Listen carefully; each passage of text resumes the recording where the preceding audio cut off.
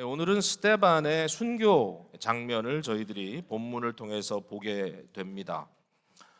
스데반은 신약교회의 첫 번째 순교자라고 우리가 알고 있고요. 스데반을 생각하면 뭔지 몰라도 참 위대한 신앙인이다 이런 생각이 자꾸 들어옵니다. 스데반이라고 하는 이름 자체에 의미가 있어요. 스데반, 이 스데반이라는 이름에서 제 이름도 영어 이름이 스티브라는 이름도 왔고, 스테반의 여성역은 이제 스테파니가 되겠죠. 그래서 하여튼 스테반, 스티브 뭐 이런 이름을 갖고 있는 사람들이 많은데, 이 스티븐이라고 하는 이름, 스테반이라고 하는 이름의 의미는 왕관을 받은 자라는 뜻입니다. 왕관 또는 면류관, 승리한 자라는 뜻도 있고요. 그래서 이 crowned one, 이 위대한 왕관을 받은 자로서의 이 스테반. 근데 실제로 그가 이 순교의 아픈 경험을 통과하고 그의 영혼이 그리스도 예수의 품에 안겼을 때 우리 주님께서 그에게 생명의 면류관을 씌워 주셨을 것이다. 이제 우리가 이렇게 생각합니다. 근데 오늘 이 말씀은 좀 방향을 이렇게 잡았어요. 뭐냐면은 우리가 스데반의 어떤 경건이나 개인의 헌신에 집중하지 말아야 되겠다.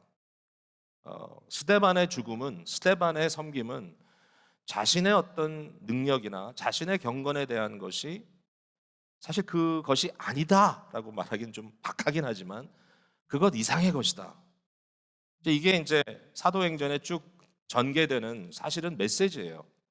그리스도 예수께서 승천하신 이후에 성령을 교회에 부으시고 그리스도의 영이 그의 사도들과 함께 역사하시고 교회와 함께 역사할 때 사도들이 기사와 이적을 행합니다. 놀라운 일들을 행하거든요. 그때의 백성들은 사도들을 향하여 주목하죠. 근데 사도들이 계속해서 하는 말이 뭐냐면 이런 이야기가 3장에도 나오고 그 이후에 뒤에도 나오고 사도들이 이렇게 얘기합니다. 어찌하여 우리를 주목하느냐. 자, 뭐 예를 들자면 사도행전 3장에 베드로와 요한이 성전 미문 앞에서 구걸하던 한 불구자를 일으켰습니다. 그때에 그 사람 자신이 베드로와 요한을 붙잡았어요. 뭐죠? 너무 고맙고 감사하고 나를 고쳐주었습니다. 수많은 백성들이 그것을 보기 위해서 달려왔을 때 베드로가 그들에게 이렇게 얘기했습니다. 이 일을 왜 놀랍게 여기느냐? 우리 개인의 권능과 경건으로 이 사람을 걷게 한 것처럼 왜 우리를 주목하느냐? 너무 중요한 말이에요. 왜 우리를 주목하느냐? 우리가 한 게 아니다. 누가 한 거죠? 지금도 역사하시는 그리스도께서 하신 것이다.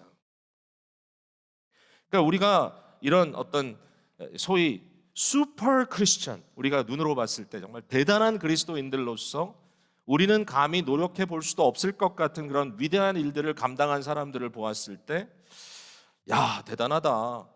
어떻게 저렇게 헌신할 수 있을까? 어떻게 저런 일을 할 수 있을까라고 이야기를 하지만 사실은 그분들이 정말 믿음의 경건한 자들이라면 끊임없이 하는 말은 뭐냐면 It's not about us. 우리에 대한 것이 아니고 이것은 그리스도가 하시는 일입니다라고 말씀하셨다는 거죠.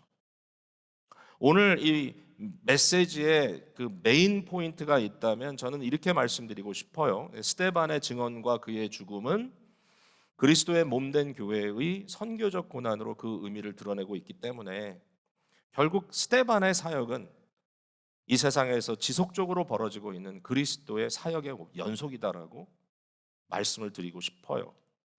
자, 제가 지금 메인 아이디어가 이겁니다라고 말씀드렸는데 딱 머리에 들어오지 않은 분들 염려하지 마세요. 제가 설명할 거니까. 그래서 이것을 설명하기 위해서 제가 세 가지를 오늘 좀 말씀을 드리려고 해요. 내용이 오늘 좀 많아가지고 설교가 길게 갈 거는 아니어야 하지 않겠어요. 그래서 이것을 정리하는 방법으로 딱 여러분께 그냥 미리 말씀을 드리고 시작할게요. 첫 번째는 스데반의 설교 속에 나오는 그리스도를 여러분과 나누고 싶고요. 그러니까 그리스도에 대한 거예요. 두 번째로 스데반의 죽음 속에 나오는 그리스도를 나누고 싶고요. 세 번째로는 실제로 이 장면 속에 역사하는 그리스도를 여러분과 나누고 싶어요. 그걸 좀 보면 돼요, 우리가. 자, 첫 번째로 스데반의 설교입니다. 스데반의 설교 속에 그리스도가 나온다. 제가 이 말씀을 준비하면서 뭐 오래전부터 그런 생각을 좀 해왔지만 또 새롭게 다가오네요. 그게 참 은혜예요. 스데반의 설교를 읽을 때마다 왜 설교를 이렇게 했지? 제가 그랬어요. 많은 경우에 이렇게 길고 지루한 설교를 지금 그를 죽이고 싶어서 이를 박박 갈고 있는 사람들 앞에서 이 했다는 게 참 놀랍다. 지난주에 제가 베드로의 설교 3편을 여러분에게 언급했잖아요. 사도행전 앞부분에 나오는. 근데 어떤 베드로의 설교보다, 어떤 바울의 설교보다 사도행전에 제일 길게 기록된 설교가 스데반의 설교예요. 도대체 왜 이렇게 길게? 여러분 뭐 오늘 같으면 뭐 설교를 길게 기록하든 뭐 어떻게 하든 그게 그렇게 큰 이슈는 아닐 겁니다. 왜냐하면은 종이도 넉넉하고 뭐 쓴다는 사람의 입장에서도 뭐 컷앤페이스트를 해도 되고 뭐 월 프로세스에 열심히 쓰고 좀 잘못되면 그냥 지웠다 다시 쓰고 쉽잖아요. 누가가 사도행전을 기록했을 때는요, 이 가죽 종이에다가 썼을 텐데 이 파치멘트라는 건 너무 값비싼 거라서 한 부분도 허비할 수가 없어요. 이 펜을 가지고 가죽에다가 잉크를 찍어가지고 쓰는데요, 이게 얼마나 어려운 작업인지 일반인들은 할 수가 없었어요. 단어와 단어 사이에 띄어쓰기도 안 해요. 대부분 다 대문자로 또박또박 종이 끝에서부터 끝까지 하나도 빈 공간이 없을 정도로 메꿔서 써 나갑니다. 왜? 그렇게 힘들고 값비싼 작업이거든요. 도대체 왜 이렇게 길게 썼을까? 사실은 여기에 대해서 우리가 고민을 좀 해보긴 해봐야 돼요. 제가 정답인지는 모르겠지만 제가 가지고 있는 생각은 이게 지금 스데반이 굉장히 중요한 교량 역할을 하고 있구나. 대단한 트랜지션이 여기서 지금 벌어지고 있구나. 뭐 이렇게 얘기할 수 있을 것 같아요. 베드로를 중심으로 한 유대인들에 대한 전도가 앞부분에 나와 있다면 스데반을 통해서 뭔가 이제 확장되어 나가는 그런 사건들이 벌어지는데 결국은 베드로의 사역에서 사울 또는 바울의 사역으로 트랜지션 되고 뭐 곧 우리가 보게 되겠지만 지역적으로 확산되는 역사가 여기서 일어난다. 그러니까 스데반의 설교가 사도행전에는 굉장히 중요한 하나의 힌지 역할을 하는 그러한 말씀이다라고 볼 수 있어요. 이 설교가 워낙 길다 보니까 지난 주간에 여러분들이 말씀 묵상할 때 이것을 하루에 하지 않고 잘라서 했어요. 그러니까 잘라서 하니까 더 헷갈렸을 것 같아요, 제 생각에는. 이 포인트를 놓쳐서는 안 돼요. 결국은 사도행전 이 스데반의 설교는 결국 예수 그리스도가 하나님의 기름 부으신 그리스도라는 것을 이제 증명하는 이야기를 하고자 하는 것이고, 이 논쟁이 사실상 6장 9절 이후에 이미 등장을 합니다. 그 당시에 유대인들과 함께 회당에서 논쟁을 지금 막 하고 있어요. 근데 이 논쟁을 하는 가운데 스데반을 이제 끌고 갑니다. 공회, 다시 말해서 유대인들의 그 당시 리더십을 발휘하고 있었던 이 카운셀의 법정에 그를 끌고 가서 이렇게 그를 어큐즈하는 겁니다. 그에게 이런 죄를 씌웁니다. 뭐냐면 13절에 보면 6장 13절에 이 사람이 거룩한 곳과 율법을 거슬러 말하기를 마지 아니하는도다 그랬어요. 거룩한 곳은 성전이죠, 당연히. 그다음에 율법은 모세의 율법입니다. 그러니까 당시 이 소위 제2 성전 유대주의, 그러니까 이 1세기의 당시 유대주의자들이 유대인들이 갖고 있던 신앙의 중심은 성전과 율법입니다. 당연히 사두개인들을 중심으로 성전을 지켰고 바리새인들은 율법에 목숨을 건 사람들이었잖아요. 이런 사람들을 중심으로 해서 모든 유대인들은 성전과 그리고 율법에 대해서 완전히 올인하고 있는데, 뭔지 몰라도 그리스도 예수의 오심과 함께 저들이 가지고 있었던 이러한 관심이 문제가 있다라고 하는 문제 제기를 합니다. 근데 왜 여기서 스데반이 이런 설교를 해야 되냐면, 문제는 율법의 문제도 아니고 사실은 성전의 문제도 아닌 거예요. 이것을 가지고 있는 이스라엘의 문제입니다.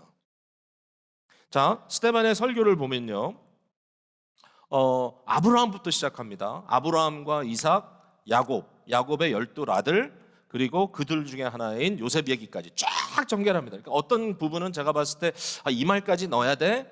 근데 왜 이런 말을 다 썼을까? 저는 이제 두 가지를 생각을 해봐요. 하나는 뭐냐면 스데반이 섬기는 하나님이 바로 이스라엘의 하나님이다, 이 얘기를 하고 싶은 거예요. 그러니까 같은 하나님이에요. 절대로 예수 그리스도께서 오셔서 다른 하나님을 소개한 것이 아니고, 그리스도 예수가 오셔서 이스라엘의 하나님이 아닌 또 다른 하나님의, 이 구약의 언약의 하나님이 아닌 완전히 이상한 종교를 가져온 것이 아니라 여기에 스데반도 더해서 내가 여러분에게 나누고 있는, 아니 그리스도를 통하여 증명된, 또 내가 증거하고 있는 이 신앙은 바로 여러분의 조상으로부터 내려온, 나의 조상으로부터 내려온 이스라엘의 언약의 하나님에 대한 이야기입니다. 두 번째는 뭐냐면 모세의 스토리까지 연결시키고 있는 거예요. 이 모든 걸 통해서. 왜냐하면 모세의 이 출애굽 사건은 모세 시대에 갑자기 이루어진 것이 아니에요. 이스라엘 백성이 결국 애굽으로부터 불러내어서 그들이 하나의 백성을 이루고 하나님의 백성으로 부름을 받았는데, 이것이 모세 때 이루어진 것이 아니라 이미 수백 년 전에 아브라함 때부터 예언되었던 일이다.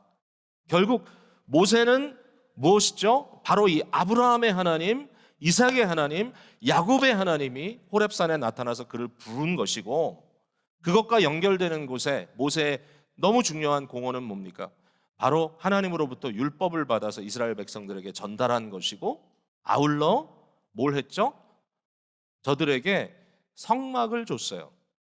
성막은 하늘에 있는 사람의 손으로 만들지 않은 하늘 성전, 하늘 성소를 본따서 만든 모형으로 만들어 놓은 것이었어요.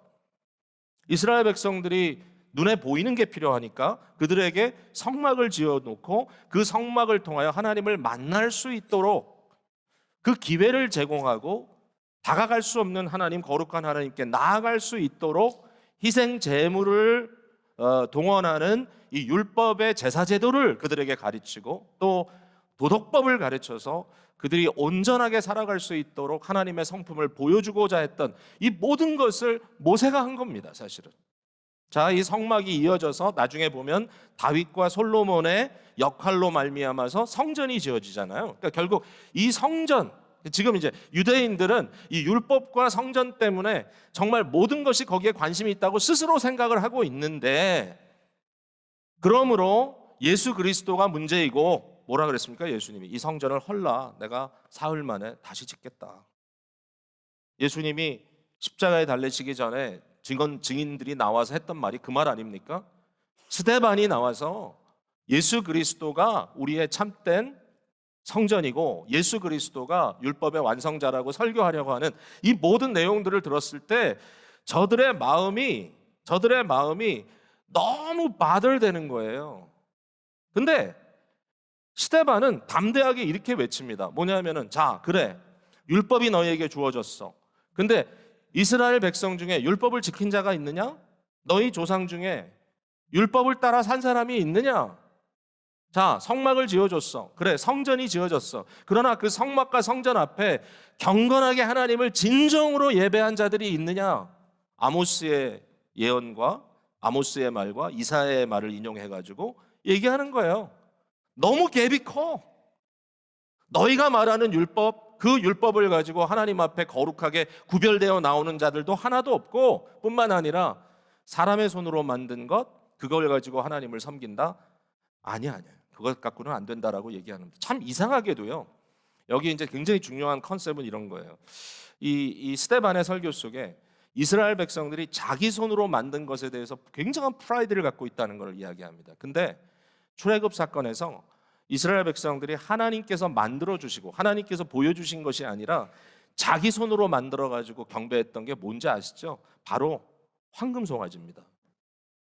그걸 만들어 놓고 그것이 하나님이다, 바로 우리를 애굽에서 구원해낸 여호와다라고 이야기한 거죠. 거기서 끝났나요? 아모스의 예언의 말씀을 인용한 대로 그 이후에 수많은 신들, 이방의 신들을 데려다가 희생과 제물을 드렸던 바로 이 너무나 삐뚤어진 역사, 이 역사 속에 있는 이스라엘을 고발하고 있어. 고발하고 있어. 그거 갖고는 안 돼. 너희가 결국은 모든 선지자들을 죽였다. 왜? 그 선지자들은 무엇을 얘기했냐? 너희들이 잘못됐다는 것을 지적했고, 그 선지자는 장차 오실 자 바로 의인이 오셔서 삐뚤어진 너희들의 모습을 바로잡을 거다라고 말씀하셨어요. 근데 그 선지자들을 다 죽였어요. 마지막에는 의인 그분께서 오셨어요. 그런데 그분도 죽였어요. 7장 52절에 오늘 본문 말씀이죠. 너희 조상들이 선지자들 중에 누구를 박해하지 아니하였느냐? 의인이 오시리라 예고한 자들을 그들이 죽였고 이제는 역사가 지나와서 이제 너희의 턴인데 너희는 그 의인을 잡아 주었다. 누구에게? 로마 병정들에게, 로마에게, 로마 권력자들에게. 그리고 그를 살해한 자가 되었다. 너희가 율법을 받고도 지키지 아니하였다라고 이스라엘 백성들을 고발하고 있는 겁니다. 결국은 율법도 그리스도를 향하여 가고 있고 결국은 성전도 그리스도를 향하여 가고 있습니다. 결국 모세는 자기를 소개한 것이 아니라 자기 뒤에 올 하나님이 내 형제들 가운데 나와 같은 선지자를 세울 것이다. 그가 곧 그리스도다라고 말하려고 했던 그 모세의 말들을 인용하면서 결국은 It's about Jesus. 근데 그를 너희가 죽였다. 나는 그분에 대해서 증명하려고 하는 것이다라고 말하고 있는 겁니다. 자, 구약 성경을 쭉 훑어줬죠. 예? 게을러서 구약 성경 읽고 싶지 않은 분들은 스데반의 설교를 몇 번 읽어보세요. 쭉 훑었어요. 그 이유가 뭐냐? 결국 포컬 포인트, 초점은 그리스도다. 그리스도 중심적인 설교, 그리스도 지향적 설교가 됐던 것이죠. 자, 두 번째로 스데반의 죽음에 그리스도가 어떻게 등장하느냐? 일단요. 스데반은 그리스도를 눈을 집중해서 보고 있어요. 그의 눈을 집중해서. 자, 이게 어디 지금 나옵니까? 자, 55절 보세요. 7장 55절. 스데반이 성령 충만하여 하늘을 우러러 주목하여 그랬습니다. 하나님의 영광과 및 예수께서 하나님 우편에 서신 것을 보았다. 이 죽는 순간에 스데반의 얼굴은 사람들을 향하지도 않았고 저들에 대해서 분노를 품고 있지도 않았어요. 사실 이 마지막 스데반이 한 말을 보면 마치 화가 나서 한 얘기 같지만 설교를 한 스데반의 얼굴은 천사의 얼굴 같았다고 6장 마지막 절에 나와 있어요. 그는 예수 그리스도를 바라봤어요. 영광 중에 계신 그리스도를 봤고요. 뿐만 아니라 그를 증거했어요. 가만히 있으면 좋았을 텐데 아니요, 가만히 있지 못했어요. 뭐라고 했습니까? 말하되 56절에 보라 하늘이 열리고 인자 고난받으신 종 예수 그리스도께서 하나님 우편에 서신 것을 보노라. 그리스도를 증거했어요. 스데반은 죽는 그 순간에 주 예수 그리스도의 이름을 부르며 죽었어요. 여러분 보세요. 59절에 그들이 돌로 스데반을 치니 스데반이 부르짖었습니다. Cry out. 주 예수여! 주 예수여라고 부르짖고 죽었어요. 여러분은 어떻게 죽으실 것 같아요? 이 순간이 만약에 온다면 누굴 부를 것 같아요? 엄마라고 부르는 사람도 있을 것 같고, 뭔가를 부르겠죠. 야이 XX야 이러면서 죽는 사람도 있을 것 같고, 정말 나의 영혼을 하나님께 올려드리는 그 순간에 주 예수여라고 부르짖으면서 갈 수 있을까? 어쨌든 이 모든 것이 그리스도를 향하고 있어요. 정말 놀라운 건 뭐냐면은 스데반의 죽음의 현장에 십자가상의 그리스도 예수가 그대로 재현됩니다. 여러분 너무 당연하잖아요. 여기 보세요. 주 예수야 그리고 하는 말이 내 영혼을 받으시옵소서. 예수님께서 십자가에서 7가지 말을 하셨다고 기록되어 있죠. 복음서에 나뉘어서 기록되어 있는데 그 중에 하나가 아버지여 주의 손에 내 영혼을 맡기나이다. I commit my spirit into your hands. 나의 영혼을 받으시옵소서. 두 번째로 여기 보니까 뭐라 그랬습니까? 주여 이 죄를 그들에게 돌리지 마옵소서. 예수님께서 십자가에서 뭐라 하셨습니까? 아버지 저들의 죄를 저들에게 돌리지 말아주세요. 저들이 하는 일을 알지 못합니다. They do not know what they do. 와, 이 순간에 그리스도 예수가 그대로 재현되는 거예요. 여러분 어떻게 생각하세요? 이게 스데반이 죽는 순간까지 막 폼재면서 마지막까지 멋있게 드라마를 지금 연출하고 있다고 생각하세요? 사람에게 그게 가능할까요? 저는 스데반이 그렇게 아주 특별한 사람이라고 생각하고 싶지 않아요. 이유가 여러 가지 있는데 어쨌든 이 순간에 그는 개인의 경건과 믿음의 능력으로 그 일을 했다라기보다 지금 뭔가 여기에 위대한 일이 벌어지고 있는데 그 모든 것이 벌어지는 그 가운데 결국 그리스도 예수가 초점이 되어주고 계신다. 어떻게 이걸 할 수 있었을까 보니까요. 55절에 이렇게 써 있어요. 스데반이 성령 충만하여. 성령이 충만했다는 말은 뭐죠? 바로 그리스도의 영.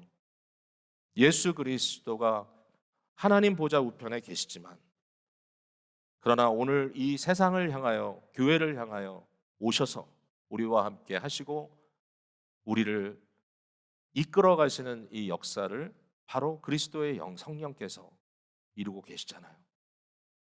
스데반은 여기에 성령에 완전히 지배당하고 있어요. 예수님에게 지배당하고 있어요. 예수님이 그를 이끄시는 거예요. 예수님이 이끄시고 예수님이 재현되고 예수님이 나타나니까 당연히 예수님이 보이죠. 보이는 거예요. 어떤 사람들은 이렇게 얘기합니다. 자, 스데반의 어떤 경건이나 그의 능력에 대한 이야기를 자꾸 줄이고 예수님 얘기를 더 많이 하면 이건 마치 스데반을 좀 이렇게 축소시키고 그가 좀 못난 것처럼 얘기하는 게 아니냐. 근데 저는 그렇게 생각이 안 들어요. 왜냐하면은 스데반이라고 하는 한 사람이 영웅의 죽음을 죽었다고 해도 그 영웅의 죽음은 그렇게 오래 남지 않아요. 이 세상에 수많은 사람들이 살고 죽었어요. 수많은 사람들이 멋지게 살고 멋지게 죽었을지 몰라요. 그러나 그 모든 영웅들의 삶과 죽음들이 오늘날 사람들의 인생에 크게 의미가 없어요. 스데반은요, 멋지게 단장된 섬과 같은 존재가 아니에요. 물론 우리가 섬도 보면, 아름다운 섬들을 보면 기억에 남을 때가 있어요. 또 여행 가면 보면 너무 아름다워요. 그러나 제가 봤을 때 스데반은 섬이 아니에요. 스데반은 대단한 대륙에 속해 있는 사람이에요. 그건 무슨 얘기냐면은 그리스도 예수라고 하는 구원의 역사라고 하는 위대한 대륙의 한 부분을 장식한 사람이에요. 스데반을 보면 더 큰 게 보여요. 그래서 저는 이렇게 함으로써 스데반의 삶과 그의 죽음이 훨씬 더 의미를 갖게 됐다. 그리스도 예수의 영광에 휩쓸리게 되었다. 훨씬 더 위대하다. 나의 인생이 스데반같이 영구히 기록될 인생이 되지 않는다 할지라도 저와 여러분의 인생, 오늘 이 순간 예배하고 설교하고 기도하고 찬양하는 이 순간의 여러분의 모든 행동이 그리스도 예수와 연계되어 있다면 그 의미는 영원하다. 위대한 거예요. 위대한 거.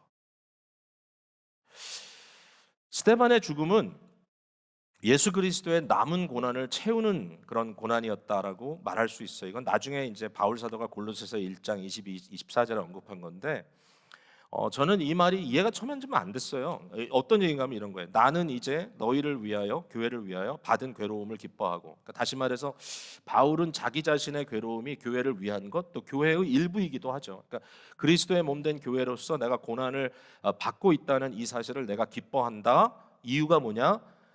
그리스도의 남은 고난을 그의 몸된 교회를 위하여 내 육체에 채운다 그랬어요. 아니, 그리스도의 남은 고난이라니, 그리스도의 고난이 모자랐단 얘기인가? 그리스도의 고난이 뭔가 모자랐기 때문에 바울이 교회를 위해서 자기가 더 고난을 더 해야 된다는 얘기인가? 그게 이해가 좀 안 되잖아요. 근데 이게 지금 이해가 되는 부분이 생기는 거예요. 왜냐하면은 이 고난은요, 대속적인 고난이 아니에요. 다시 말해서 우리를 구원하시기 위해서 예수님께서 죽어주시고 그가 당하신 모든 고난은 완전히 충족됐어요. 우리의 구원을 위하여, 우리의 대속을 위하여, 우리가 구속받기 위하여 예수님이 더 고난받을 필요가 없어요. 우리 예수님께 그런 고난을 요청할 필요가 전혀 없어요. 이미 already done. 예수님은 완벽하게 고난을 채우셨고 그 고난에 우리는 완전히 구원받은 자들이에요. 그러나 그럼에도 불구하고 지속되는 고난이 있어요. 그 고난이 무슨 고난일까? 이것은 대속적 고난이 아니라 뭐 교회적이라고 말해도 되고, 저는 좀 더 적극적으로 선교적 고난이라고 말하고 싶어요. 선교적 고난은 뭡니까? 그리스도의 몸된 교회 모든 지체가 완벽하게 채워질 때까지, 이방인의 수가 차기까지, 주께서 택하신 모든 백성들이 구원에 이를 때까지. 예수님께서 요한복음 17장에 내가 나의 제자들을 위해서 기도하는 것, 그들을 통하여 믿을 모든 백성들을 위해서 내가 기도하는 것은 이것이오니 그들을 데려가기 위함이 아닙니다. 여러분, 예수님의 사역이 끝났다면, 예수님의 모든 일이 끝났다면 우리 그냥 가면 돼요. 여기서 접으면 돼요. 뭐하러 더 가요? 우리가 인생에 무슨 재미를 보겠다고. 이런 얘기를 하면 젊은 사람들이 좀 억울하게 생각하겠지만 저는 어느덧 그 나이가 됐나 봐요. 더 재미 볼 게 별로 없어요. 주님 어서 오시옵소서. 너무 좋아요. 오셔서 그냥 다 끝내면. 고생스러운 게 너무 많아요. 마음의 고통이 너무 많아요. 사실은 성도님들의 고통과 고난을 볼 때마다 너무 지긋지긋해요. 그만했으면 좋겠어요. 근데 왜 우리 여기 있냐고요, 지금. 여러분 왜 여기 있습니까? 아직 끝나지 않았대요. 그리스도의 일이. 우리를 그리스도의 몸이래요. 그리스도의 몸. 그리스도의 몸이라는 것은 뭐예요? 여러분, 그리스도는 우리의 머리예요. 이걸 보세요. 제가 여기 서 있죠? 저의 몸이 이렇게 멋진 몸은 아니지만 적어도 자타가 공인하는 아주 제일 큰 머리입니다. 제 머리는. 제가 이제 다음 주에 어느 졸업식 가가지고 이제 강의를 졸업식 설교를 해야 되는데 오랜만에 이제 이 졸업 모자를 써야 된다 그래가지고 사이즈를 알려달라 그랬더니 줬더니 깜짝 놀라더라고요. 도대체 이런 사이즈가 어디 있냐고. 어제 저는 머리가 커요. 어쨌든 그런데 그게 중요한 게 아니라 머리는 그리스도고 몸이 교회래요. 저와 여러분은 그 몸의 지체입니다. 그러면 이 머리가 뭐냐? 왜 예수님을 머리라 그러냐면은 머리가 이끄는 대로 몸이 따라간다는 뜻입니다. 그러니까 헤드십이라는 것은 인도자라는 뜻입니다. 지도자, 영도자, 헤드입니다. 헤드. 그러니까 예수님은 교회의 머리예요. 여러분, 예수님을 따라가지 않고 사람을 따라가고 예수님을 따라가지 않고 세상의 어떤 정치적인 풍토를 따라가고 예수님을 따라가지 않고 문화의 변천을 따라가고 그러면 그냥 문화 집단이에요. 아니면 뭐 기껏해야 정치 집단이에요. 그러나 예수님을 따라가면 교회예요. 네, 교회가 아닌데 교회라고 우기는 데가 진짜 많아요. 안타깝게도. 예수님이 안 보이는데, 예수님의 관심이 없는데, 뭔가 이렇게 되게 예수님이라고 말은 하지만 왜곡돼 있는데, 자기 생각들 하고 있는데 참 안타깝죠? 근데 그게 아니에요. 예수 그리스도가 머리예요. 두 번째 뭐냐면 생명이 흐르는 거예요. 머리로부터 몸까지. 그러니까 예수님과 우리 사이에는 유기적인 생명이 흘러요. 어떻게? 성령을 한량없이 부음받으신 그리스도 머리로부터 성령께서 우리에게 막 흘러내려요. 몸까지. 오순절에 성령 강림을 체험한 교회는 지금도 그 성령이 떠나지 않으셨어요. 자꾸 뭐 새롭게 받고가 아니라 성령이 계셔요. 우리의 문제는 회개하고 성령께 충만함으로 받는 게 문제인 거지. 자꾸만 이상한 걸 원할 필요가 없어요. 왜냐하면 이미 그리스도와 우리는 생명으로 연결돼 있어요. C.S. 루이스 우리 공부했죠? 바이오스라는 생명이 아니라 조에라고 하는 영생이라고 부르는 하나님께 속한 하나님께서 주시는 이런 놀라운 생명이 우리에게 주어져 있다. 그래서 우리는 그렇게 연결돼 있다는 거예요. 자, 이제 말씀이 끝나가요. 여러분 잘 보세요. 이게 지금 막 가는 게 아니에요. 어디까지 가야 되냐면 스데반의 죽음은 그리스도의 죽음이 재현된 것이고 적어도 선교학적으로죠. 이게 대속적 죽음이 아니라 그런 죽음 속에 스데반은 교회의 고난을 우리에게 보여주는 거란 말이죠. 굉장히 중요한 고난을. 근데 그 고난은 그리스도의 고난이다. 왜? 그리스도가 머리고 스데반이 몸의 일부니까. 근데 거기에 저와 여러분도 포함되어 있어요. 그리스도의 사역이 끝난 게 아니에요. 여전히 진행되고 있고 바로 이 사역을 위하여 저와 여러분이 지금 교회의 일원으로 교회의 멤버로 들어와 있는 거예요.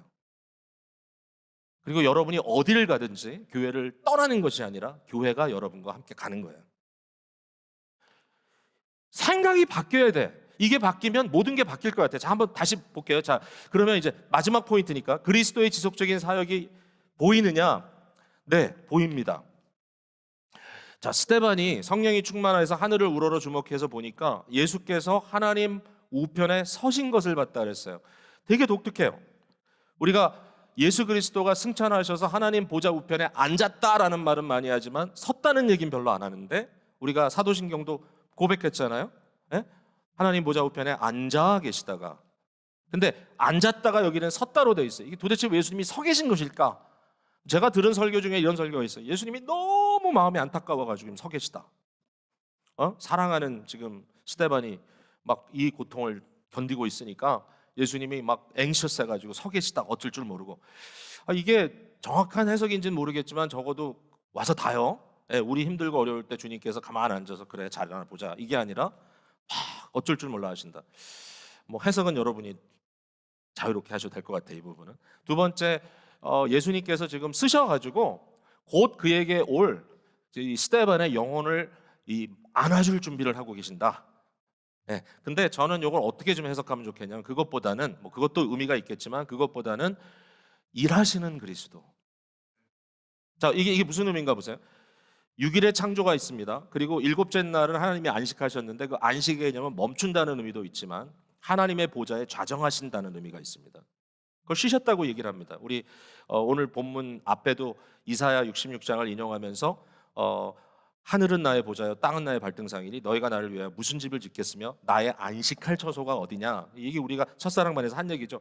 이 안식, 하나님의 좌정하심, 보좌의 개념은 다스림의 개념이고 좌정의 개념이라면, 완성의 개념이라면 이 서 있다라는 느낌은 마치 6일의 창조 또는 그 이후에 벌어져야 될 어쩔 수 없는 인간의 타락 이후의 구속의 역사, 이 모든 과정 속에 그리스도께서 아직도 일하신다. He's working right now. 지금도 일하고 계신다. 근데 그 일이 어떻게 펼쳐지고 있느냐? 스데반의 고난과 죽음으로 통하여 그리스도의 사역이 계속 지속되고 있다는 거예요. 여기에 굉장히 중요한 힌트가 뭐냐면 8장 1절이에요. 8장 1절에 보면 사울에 대해서 얘기하고 나서 그날에 예루살렘에 있는 교회에 큰 박해가 있어 사도 외에는 다 유대와 사마리아 모든 땅으로 흩어지니라. 자, 여러분 되게 익숙하죠? 왜요? 앞에서 봤으니까. 사도행전 8장 1절은 사도행전 1장 8절의 성취입니다. 사도행전 1장 8절이 뭐예요? 오직 성령이 너에게 임하시면, 기억하시죠? 너희가 권능을 받고 성령의 권능이 임했잖아요. 예루살렘 교회는 다 채웠어요. 이미 그 예루살렘 교회의 마지막 전제, 다시 말해서 피의 제물을 드린 것이 스데반의 죽음이에요. 그리고 나서 이제는 그리스도께서 말씀하신 것처럼 온 유대와 사마리아와 결국은 땅끝까지 이르러 내 증인이 되리라. 여러분 중요합니다. 내 증인이 돼줄래? 내 증인이 되면 어떨까? 그런 말이 아니야. 내 증인이 되리라. 이건 예수 그리스도의 예언입니다. 예언, 명령이 아니에요. 이렇게 얘기를 저는 잘 못해요. 이렇게 얘기하면 참 좋겠는데, 되리라 그러면 되면 좋겠는데 안 돼요. 또 명령도 잘 못해요. 저는 그냥 부탁만 할 뿐이에요. 해주시겠습니까? 아이들에게도 부탁밖에 못해요. 야, 나 공항에 좀 데려다 줄래? I'm busy. 그러면 끝이에요. 부탁밖에 못해요. 근데 예수님은 아니에요. 예수님은 예언하셨고 그 예언을 이루고 가세요. 스데반의 죽음을 통하여 결국 그리스도 예수의 예언의 말씀이 이루어지는 겁니다. 유대와 사마리아와 곧 땅끝까지. 그리고 이 과정 속에 등장하는 인물이 사울인데요. 사울이 곧 바울입니다, 여러분. 사울이 바울이에요. 사울이라는 인물이 등장하고 그의 이름이 여기에 몇 번씩이나 등장하고 계속 언급되고, 그 이유가 뭐죠? 사울을 너무나 중요한 다음 타자로 그리스도께서 트래핑하고 계신다. 사울이 스데반의 죽음에 개입되어 있지 않았다면 그 다음 단계가 이루어지지 않았을지 몰라요. 여러분 놀랍지 않아요? 스데반이 보았던 영광의 그리스도를 사울이 9장에 만납니다. 그리고 9장에 만난 그리스도께서 사울에게 질문하는 질문은 이겁니다. 사울아 사울아 네가 어찌하여 나를 핍박하느냐. 사울은 그랬을 겁니다. 내가 언제 주님을 핍박했습니까? 주님은 너무 당당하게 말씀하시는 거예요. 스데반을 돌로 쳤을 때 네가 나를 돌로 쳤느니라.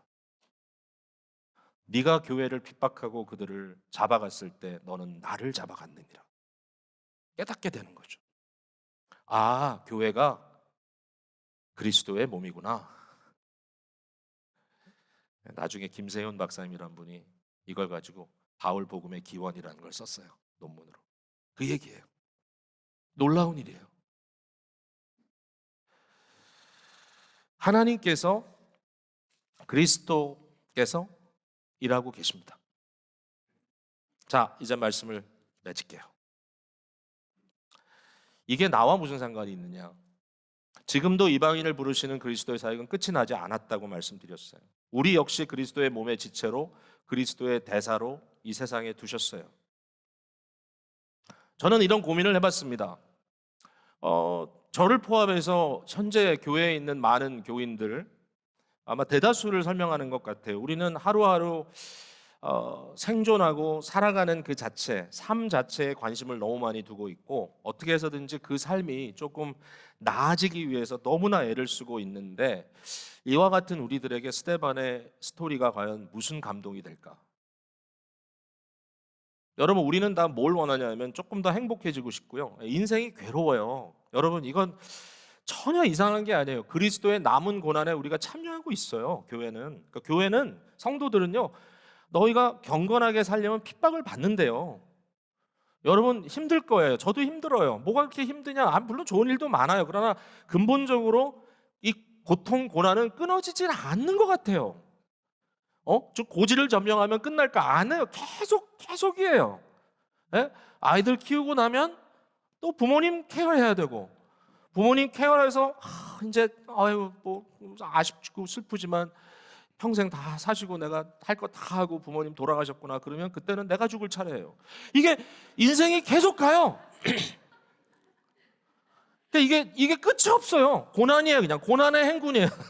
이런 말을 여기 적용하는 건 좀 그렇지만 어쨌든 고난의 연속이. 근데 그게 그리스도의 교회가 그리스도의 고난에 남은 고난에 지금 참여하고 있다라는 개념으로 이해하는 순간에 뭔가 바뀔 것 같은데 이제 대다수의 경우는 이 고난을 어떻게 하면 좀 적게 만들어 볼까? 자꾸만 행복을 만들어 보려고. 어떻게 보면 이 고난을 조금 감춰 보려고. 이 고난을 좀 극복해 보려고. 이 고난을 좀 이겨 보려고. 자꾸 노력을 해요. 돈도 좀 더 벌어 보고, 여행도 좀 더 많이 해 보고, 뭐 이것도 해 보고 저것도 해 보고 해 보면 이 고난을 좀 넘어갈 수 있을까라고 생각하고 그것이 우리의 삶의 방편이 되어 버렸기 때문에 뭐 그건 나쁜 거 아니에요. 주께서 주신 거 즐기세요, 여러분. 은혜 주시는 대로 나누세요. 너무 좋아요. 그러나 궁극적으로 이 땅에 살아가는 우리의 목적이 우리의 인생의 생존이 아니라 그것보다 더 큰 의미가 있다는 것을 오늘 들어야 되지 않겠어요, 여러분?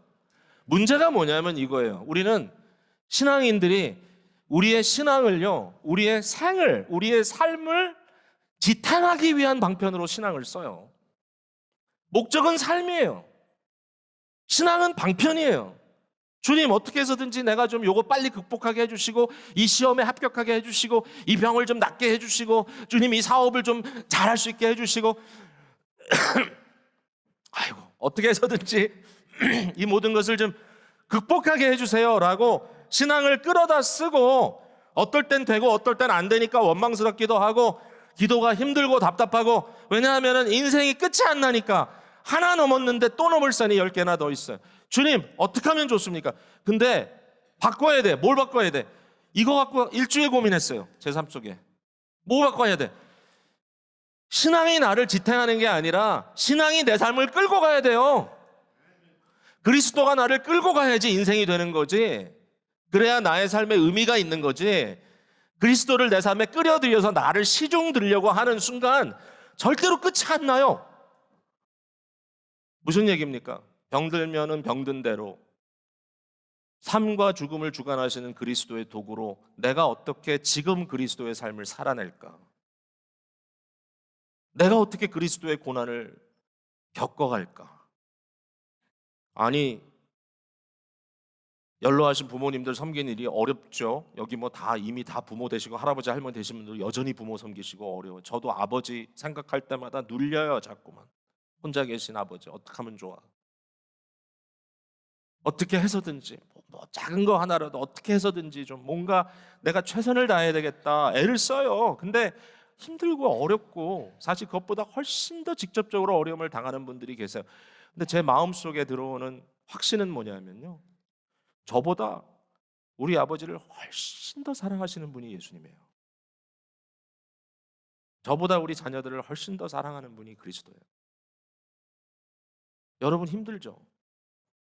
나이가 들어가시면서 어떨 때는 마음도 망가지고 생각도 망가지고 그러나 그 어떤 의미에서는 비참하게 망가져가는 모습을 보시면서도 끝까지 포기하지 아니하시고 그를 사랑하시는 분이 그리스도시라면 내가 그분들을 섬기는 그 일이 그리스도가 하시는 일들을 하고 있는 것이 아닌가.